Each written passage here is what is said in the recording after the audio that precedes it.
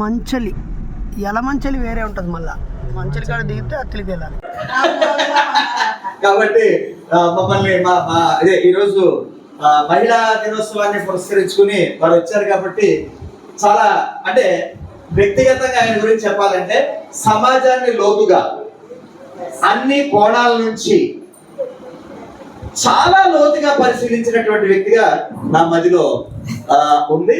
ఎందుకంటే ఆయన డిబేట్ లో కూడా ఆయన మాట్లాడుతుంటే చాలా అద్భుతంగా ఉంటుంది. అంటే కొన్ని కాంట్రవర్సీ ఉంటాయి, కొన్ని భావ సారూప్యతలో ఉండొచ్చు, కానీ వ్యక్తిగతంగా ఆ లక్షణాలు, ఆ నాలెడ్జ్, ఎడ్యుకేషన్ పరంగా ఆయన కూడా ఉన్నత విద్యావంతుడు. చాలా సంతోషం ఈరోజు ఈ కార్యక్రమానికి మనస్ఫూర్తిగా ఆహ్వానం పలుకుతూ, తక్కువ టైం ఎందుకంటే ఏమనుకోవద్దు మహిళలు, అందుకని కొద్దిగా దాన్ని మేనేజ్ చేయవలసిందిగా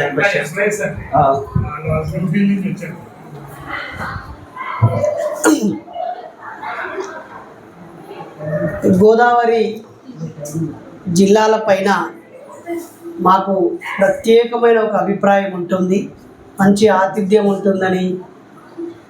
గోదావరి నీరు, అరటి తోటలు, కొబ్బరి తోటలు, మంచి మనుషులు, స్నేహ సంబంధాలు, కళాకారులు, ఉద్యోగస్తులు, ఐఏఎస్ ఐపీఎస్లు, విదేశాలకు వెళ్ళే వాళ్ళు, కుటుంబానికి చాలా విలువనిచ్చేవాళ్ళు, అన్న తమ్ములు, అక్క చెల్లెళ్ళ బంధం చాలా బలంగా ఉంటుందని. పండగలనికి నిజంగా పండగలంటే ఇలా ఉంటాయని మాకు ఈ జిల్లాలను చూస్తే తెలుస్తుంది. చాలా సంతోషంగా ఉంది. ముందుగా మనందరూ, నేను కొద్దిసేపే చెప్తాను, మంచి పుస్తకం, రాజ్యాంగం మన చేతిలో ఉన్నట్టు ప్రతి మహిళ, ప్రతి సోషల్ యాక్టివిస్టు తప్పకుండా ఈ పుస్తకాన్ని తీసుకొని చదివితే మన నిత్య జీవితంలో ఎక్కడెక్కడ రాజ్యాంగం ఉపయోగపడుతుంది, సమాచార హక్కు చట్టం ఎక్కడ, గృహహింసకి ఎలా గురవుతున్నామో, ఆడపిల్లలకు ప్రత్యేక హక్కులు ఏమున్నాయి, బాలికలకు హక్కులు ఎలా ఉన్నాయి, అన్ని విషయాల్ని ఒక న్యాయవాదిగా, ఒక హక్కుల కార్యకర్తగా, ఒక మహిళా నాయకురాలిగా, సమాజానికి తల్లిలాగా ఆలోచించి ఈ పుస్తకాన్ని రాసింది. సో ఈ పుస్తకం రాసిన అక్కకి హృదయపూర్వక కృతజ్ఞతలు, అభినందనలు. ఈ పుస్తక ఆవిష్కరణ కోసమే నేను నిన్న మొన్న ఇక్కడికి వచ్చాను. ఈరోజు చీరాలకు వెళ్ళాలి, కానీ మా అక్క వాళ్ళు ఈ దారిలోనే వెళ్తావు తమ్ముడు రాజమండ్రి, వీలైతే మా ఆడపడుచుల్ని పలకరించండి అంటే వచ్చాను. ఈ షెడ్యూల్లో నేను లేను. రెండవది, ఈరోజు మహిళా దినోత్సవం. ఒక వాక్యం చెప్తాను. మహిళలు సున్నితమైన మనసును పెట్టుకోవడం వల్ల వెనుకబడుతున్నారు. కఠినమైన మనస్తత్వాన్ని అలవాటు చేసుకొని మగపిల్లల్ని కూడా ఇంట్లో బట్టలు ఉతకడం నుంచి పాత్రలు శుభ్రం చేయడం వరకు, లెట్రిన్ కడగడం నుంచి మొదలుకుంటే వంట చేయడం వరకు ప్రతి పనిని మగపిల్ల వాళ్ళకి మీరు నేర్పించాలి. అలాగే మీరు సంపాదించిన డబ్బు ఆడపిల్లకి సగంగా ఇవ్వడం ప్రాక్టీస్ చేయాలి. ఆస్తి హక్కును బాబాసాహెబ్ ఆ రోజే రాస్తే చాలా సంవత్సరాలు అమలుపరచలేదు. పెద్దలు ఎన్టీ రామారావు కాలంలో దాన్ని అమలుపరిచే ప్రయత్నం చేశారు. ఇప్పుడున్న ఈ మహిళా సంఘాలకు కూడా గౌరవ చంద్రబాబు నాయుడు గారు ఒక దారి చూపించారు. మరీ ముఖ్యంగా ఈ రాష్ట్రంలో హోమ్ మినిస్టర్ ఎవరున్నారు? ఒక మహిళ ఉన్నారు. నిజమా కాదా? గతంలో మా దగ్గర సబితా గారు ఉండేవారు తెలంగాణలో. ఇప్పుడిప్పుడే మహిళలు, ఎప్పుడో నెహ్రూ గారి కూతురు ప్రధానమంత్రి అవ్వచ్చేమో, ఆ కాలం వాళ్ళ ఎక్స్పోజర్ వేరు. కానీ ఈ ఆధునిక కాలంలో మహిళలకి చాలా తక్కువ అవకాశాలు ఇస్తున్నారు. అడుగు తీసి అడుగు బయట వేస్తే భద్రత లేదు, ఉద్యోగం పని ప్రదేశంలో లేదు, తోటి ఉద్యోగస్తుల నుంచి లేదు, స్వేచ్ఛగా బయటికి వెళ్ళడానికి లేదు. ఈ పరిస్థితుల్లో మనము ఒక్క నిమిషం కూర్చోండి. మనం తిరిగి పునర్నిర్మాణం చేయాలి సమాజాన్ని. అంటే మీ ఇంట్లో నుంచి బయటికి వెళ్ళే 10th లోపు చదివే పిల్లలని ఫిజికల్గా స్ట్రాంగ్ చేయాలి, మెంటల్గా స్ట్రాంగ్ చేయాలి, సొసైటీ మీద సమగ్ర అవగాహనతోనే పంపాలి. అలా కాకుండా డిగ్రీ చదివిన ఆడపిల్లని నేను చూశాను చాలామందిని యాజ్ ఎ సైకాలజిస్ట్గా. ఆవిడకు ఒక 1000 రూపాయలు ఇస్తే ఇంట్లో సరుకులు స్వతహాగా వెళ్ళి కొనుక్కొని స్వతహాగా తేలేదు. డబ్బులున్నా, ఇంట్లో స్కూటీ ఉన్నా, పక్కనే షాప్ ఉన్నా ఆడికి వెళ్ళి తెచ్చుకోకుండా అన్నీ తెచ్చి ఇచ్చి అసమర్థులుగా తయారు చేస్తున్నాము. నా కూతురు బయటికి వెళ్ళదు, నా కూతురు ఒంటరిగా ఎక్కడికి వెళ్ళదు, నా కూతురుకు షాపే తెలియదు, నా కూతురికి మార్కెటే తెలియదు, నేను చాలా గొప్పగా పోషించాను, అసలు నా కూతురికి కష్టం తెలియకుండా పోషించాను, బయటికి వెళ్ళకుండా కాపాడుకున్నాను అన్ని అది మీరు ఆమెకి అన్ని సౌకర్యాలు ఇచ్చినట్టు కాదు.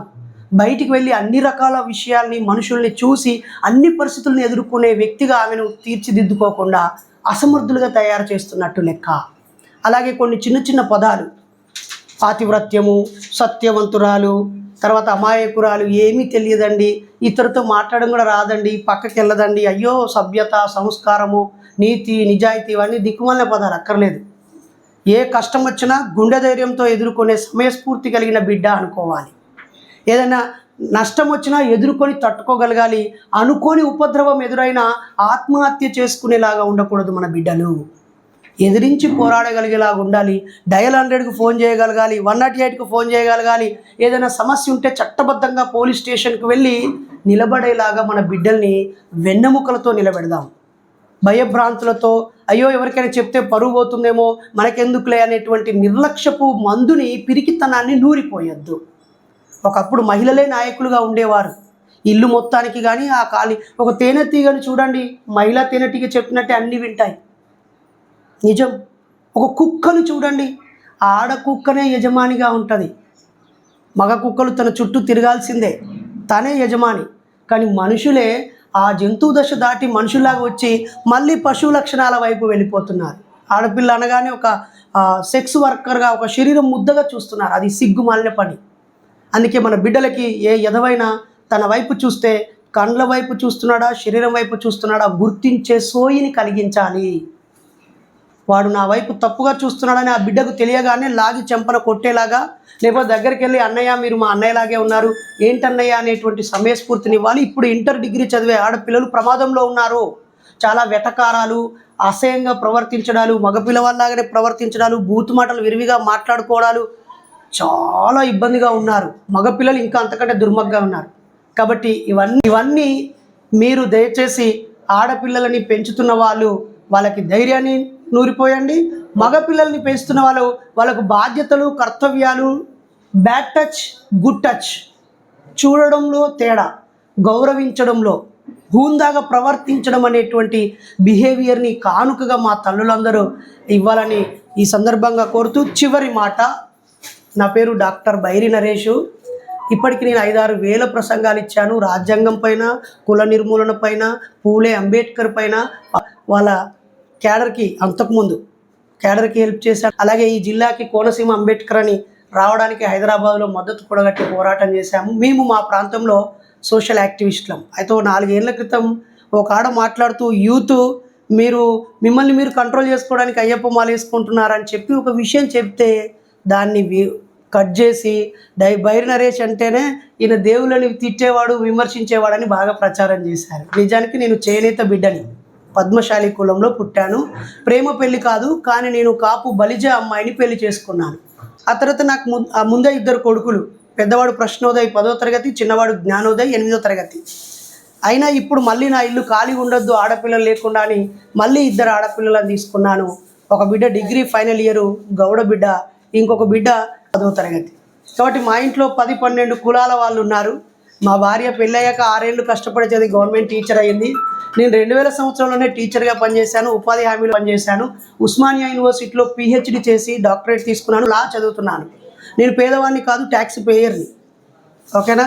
ఏ ప్రభుత్వ సంక్షేమ పథకాల మీద ఆధారపడను. సమాజంలో ఎక్కడ అన్యాయం జరిగినా, దోపిడీ పీడన జరిగినా నా వంతు పాత్ర నేను పోషిస్తూ మా తెలంగాణ అన్ని ప్రాంతాలకు వెళ్తూ ఉంటాను. మీ రాయలసీమలో మదనపల్లిలో 7 సంవత్సరాల పాపని రేప్ చేసి చంపారు కదా, హైదరాబాద్ నుంచి రాత్రంతా ప్రయాణించి తెల్లారి వరకు అక్కడ ఉన్నాను. ఇలాంటి పురుగులను ఏరి పరేయాలి అన్నాడు. సరే, అది కూడా హక్కుల కార్యకర్తగా చంపడం పరిష్కారం కాదు. ఈ సమాజంలో ఉన్న చెడును చంపాలి, మనిషిని కాదు. దేవుడు కూడా, మనం దేవుడిని ఏమనక్కర్లేదు, మంచిగా బతుకుమని కదా మనకు జీవితాన్ని ఇచ్చింది. హిందూ, ముస్లిం, క్రైస్తవులు మానవ సేవే మాధవ సేవ వైపు వెళ్ళాలని మనసారా కోరుతూ, మళ్ళీ ఈ ఆడపడుచులందరినీ కలిసే అవకాశం ఇచ్చినటువంటి అక్కకి తప్పకుండా నా పట్ల ఏమైనా మీ మైండ్లో కలుషితం ఉంటే కడిగేయాలని, ఇంతమంది ఆడపడుచుల్ని నాకు పరిచయం చేసిన అన్న వాళ్ళకి, అలాగే మా పెద్దక్క అమలాపురం అక్కకి కృతజ్ఞతలు తెలియజేస్తూ థ్యాంక్ యూ సో మచ్. సోదరుడు బైరి నరేష్ అంటే ఇక్కడ ఒక యాడ్ చేయాలి.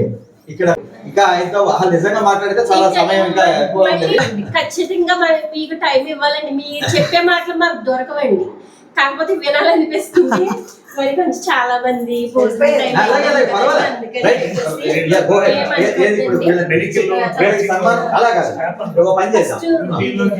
సమాజము కల్మషంతో శ్రీమతి దేవలలిత మేడం గారు, శేషరత్నం గారు, బైరి నరేష్, తదితర మిత్రులు, మన సీతాల శ్రీనివాస్, ప్రశాంత్, నిరీక్షణ్, చక్రం, వీళ్ళు అలాగే ప్రత్యేకించి మన మీరు ముందుకు రండి. అలాగే మన మహిళా మండలి నడిపిస్తూ జిల్లా స్థాయిలో టీవీలో ఇంట్లో చూస్తూ ఉంటాం మనం, ఫోన్లోను నరేష్ గారు వచ్చారు. కొన్ని కలయికలు ఆకస్మికంగా జరిగినప్పుడు బాగుంటుంది. సమాజంలో కొన్ని రకాలైన ఉన్నాయి కాబట్టి కొంతమంది ఇబ్బంది పడుతుంటారు. సోషలిజాన్ని, జనాన్ని అభ్యుదయ భావం నడపాలనే ఆశతో ఉన్నవాళ్ళు చిన్నప్పటి నుంచి నేను 8th క్లాస్ చదువుతూ ఆటల పోటీలు పెట్టించాడు. స్కూల్స్ లో కూడా గేమ్స్ కండక్ట్ చేసి మా పిల్లల్ని ఉత్తేజపరిచేవాళ్ళు. అందులో మేము ఇద్దరం కలిసి పనిచేసేవాళ్ళు. ఒకటి ఇక్కడ ఒకటి ఇక్కడ. మీరు అంటున్నారు చూసారా, మహిళల్ని పురుషులు ఏదో చేయాలి, ముందుకు తీసుకురావాలని అంటున్నారు కదా. ఇస్తున్నారు.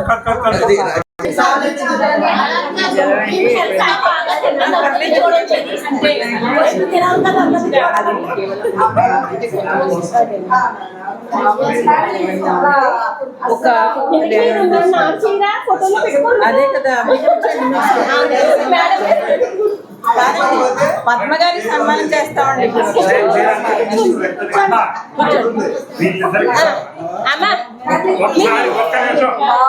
ఉంటే మనకి అతిథులు, ముఖ్య అతిథులు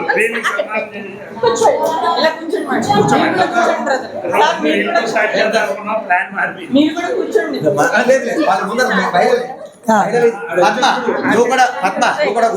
కూర్చో. గౌరవించడం అనేది మాది బాధ్యత. అర్థమైందా? మీరు చేసుకుంటాం కదా, నేను చేస్తాను. మీరు లేకపోతే ఇప్పుడు ఇలాంటి వాళ్ళు ఉన్నారు కాబట్టి కనీసం ఇక్కడ వరకు వచ్చాం. ఇలా చూడండి, పద్మ చేసే కార్యక్రమాల్లో మేము వెనకాల నుండి సపోర్ట్ చేస్తామో లేదో అడగండి.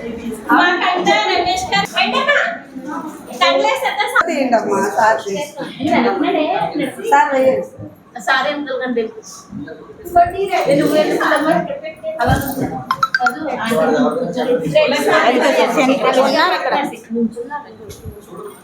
మా గ్రామానికి వచ్చే సంకట సందేశం ఇచ్చినందుకు మీ మాతృమూర్తులిద్దరికి ధన్యవాదాలు. మమ్మల్ని ఇక్కడ వరకు ఆహ్వానించారు, సంతోషం.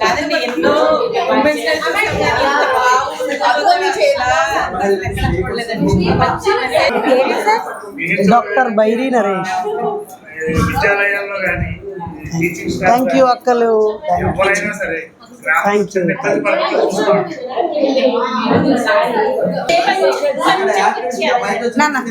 కూడా మినిమం అవగాహన. డెవలప్డ్ కదా, మెల్లగా చెల్లె. మా సోదరికి మమ్మల్ని రోజు పిలిచి కొంచెం ఇదిగో పద్మకి అభినందనలు ఎలాగో తెలుసా? రోజు మమ్మల్ని పిలిచి కార్యక్రమాలు నిర్వహించి 2 రోజులకు ఒకసారి ఒక గంట మా సమయాన్ని తీసుకుంటుందండి. తీసుకోవాలని ఏదో చూసినప్పుడు మీ మాట విన్నప్పుడు అందరూ ఎలా ఉంటారు, మీరు ఎలా ఉంటారని మనసులో ఒక అభిప్రాయం కలుగుతూ ఉంటుంది. ఇలా కలుస్తామని అనుకోలేదు. యాదృచ్ఛికంగా బాగా కలిశారు. కలిసినందుకు చాలా సంతోషం.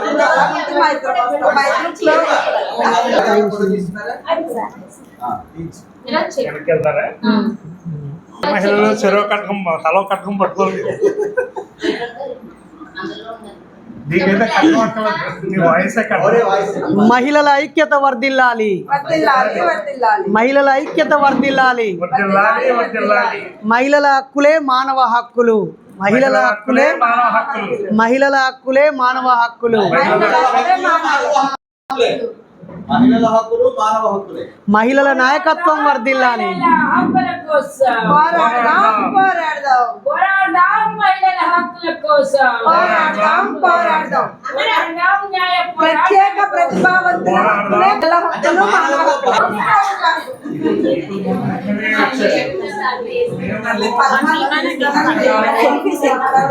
మీరు రండి అక్క.